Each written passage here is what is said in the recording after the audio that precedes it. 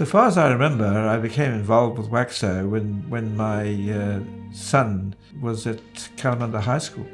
We kept a reasonable approach to education, but it was lacking in a number of things. And I think in the books that I wrote there, it was clear that certain things were lacking, and we continued to argue those as we went on with WACSSO. Yeah, so I was born in Dampier, which is a small town in the Pilbara, and fortunate to also raise my own children there. And when they started at Dampier Primary School, it was a very small community-oriented town, and also my parents were very big on volunteering. So it looked to be a good opportunity to be involved and support their education. So I started out on the P&C, and then a few years later we had WACSSO training sessions. So my story is not too dissimilar to many counsellors, how they come along, and a WACSSO training session presented. The training officer at the time mentioned that the WACSSO State Counsellor position was empty, and I thought, well, why not? I can give that a go, and parents deserve a voice. And I just had such a wonderful experience on P&C. I wanted the opportunity to take that a bit further, never imagining how far it would take me in the end. A lot of people at the time were saying that the state education needed to be much further advanced before it could be claimed to be reasonably good education. And there was a bit of argument about that, certainly. But by and large, we found that we were getting most things that we wanted in education through state schools, and there was no need to even think of paying out huge sums of money to go to a private school. I think it's that old saying, the more things change, the more they stay the same. So looking at a lot of the work that David did in terms of the history of education and the topics that were discussed, one of them, might be nutrition in schools. So there was, many years ago, having milk freely available to public school students, and then more recently we had the healthy food and drink guidelines and the traffic light system within our canteens. So the underlying issues remain constant. Behaviour management in schools, definitely funding of education always has and I'm sure always will be a huge factor for education. So I think what has changed is the demands of the community, the demands of society on schools and the changing involvement. I do think it's becoming more difficult to attract volunteers sometimes. But in saying that, volunteers contribute at a different level. Having a P&C now as an incorporated body, they're businesses, and some of them are large businesses if they're large schools. So they require a lot of knowledge around employment and insurance and occupational health and safety. So it goes far beyond what we're doing within the school grounds. So I think the passion of parents has remained constant. I think many of the issues have remained constant, but society has changed and progressed. I can't wipe the smile off my face, quite frankly. I'm just so thrilled that finally in Western Australia that we got to celebrate and recognise our P&Cs. It's happened in other state and territory jurisdictions for many years. It's something that as WACSSO president I had raised with different ministers in the past, and it hadn't received the support that certainly the organisation was hoping for at the time. So in 2019, when I spoke with then Minister Ellery and the Director General Lisa Rogers, they were both overwhelmingly supportive of the initiative and what it meant to recognise the contribution of P&Cs in Western Australia to our government schools. We had the inaugural launch on the 4th of July out at Edney Primary School in 2019, and it was supported by all sides of politics. It was a joint wonderful event. We had a lot of dignitaries come along.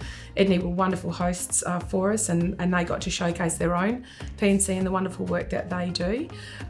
So we have Volunteer Day and all those kinds of things, but volunteers in schools, they're quite unique, and P&Cs being the only volunteer group that are recognised through legislation in Western Australia, it's a huge honour, but it's also a huge responsibility, and what they provide to children's education is just so invaluable.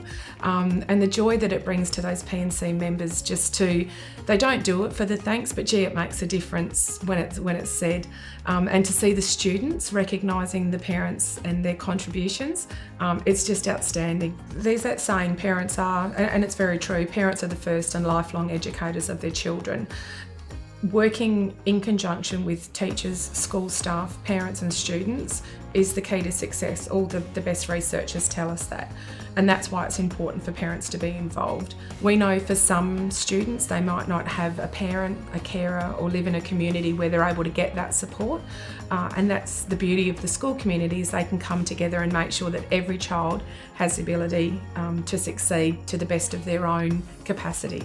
And that's really important. You know, whatever that child's dreams are, for a P&C to be able to be part of that and support a school, whether it's raising funds that go towards resources at the school, donating their time for support a reader, being at sports carnivals, whatever it might be, the provision of food through business, through breakfast club, any of those kinds of things. It's just so incredibly important, and parents form a huge part of a school community. Schools reflect the community that they're in, and parents form a big part of that. Because the issue of the education of your children has remained a major issue with all parents. They continue to attend the state school meetings and so on, because they want to make certain that their children are getting the right sort of education. At all stages we were encouraging that. Being involved with the organisation in more recent years, I definitely attribute it to the people that came before us and the 100 years of history, the 100 years of volunteers, presidents, life members, state councillors, staff that have built the organisation to where it became. The credibility of the organisation, because we remain true to our cause, influencing the direction of education for the benefit of students. We understand that the parents are our reason for being, and we reflect the views of our parents. We're an apolitical organisation. We don't have any political alignment to any political party. That's so incredibly important. But the commitment and the hard work of all the people that have come before us, and not only their work with government, but their work with other stakeholders, and the links and the relationships that have been built to ensure that not only is the voice of parents heard, but the voice of parents is valued and considered in all of the work that happens within education. And once you establish those strong links and those strong connections, people want to maintain them because they know the benefit that you bring. I'm just glad that we've continued to be relevant to the people concerned in terms of what we're doing and how we're helping education to continue to be relevant to the people, to the children. And that's really all we were concerned about, and what we wanted to keep in mind when I was president, that we didn't have any major issues to cause us any real concern. The answer was to keep schools relevant to the children, and to make sure that the children got the education that the modern age required. And I am really thrilled to have been part of, the last 20 years of it. I think it's really important that while we are looking forward, to always remember the rich history of the organisation, not only the work we've achieved, but the people that are behind it. So for me, my mentor isn't with us anymore, Robert Fry. Robert, I had the pleasure of presenting his life membership, and he would have given anything to be here and be part of today's celebrations, and his memory will always be with us, and similarly Mrs. Betty Green. I guess that's one of a sad thing for us today, to realise that they're not here to celebrate, but while they might not be present, they are what makes today possible.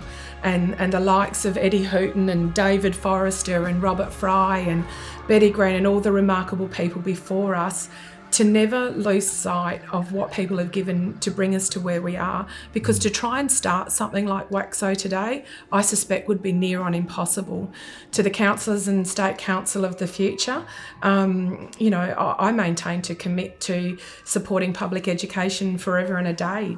We value their contribution and their volunteering so much, from the president through to the newest councillor, and all of the staff that have served us over the many, many years. We're so fortunate for the people that have been part of the organisation. But now more than ever, with communities changing and funding being harder to come by, staying true to your values thinking about how things benefit students, and being the true voice of parents is really the best celebration I can hope for them going forward. They're currently part of a wonderful organisation, and I look forward to seeing it going from strength to strength. That in fact it remains true to keeping a general approach which is valuable for the parents and schools. Certainly when you get involved with WACSSO, you begin to get to know more about what education means, and I think we need to keep that available to the people as an organisation. I think staying true to your aims, as David's saying, is so incredibly important, and it comes back to your credibility. We're not all things to all people. We're about supporting public education for students, and at the heart of that are our P&Cs and their members.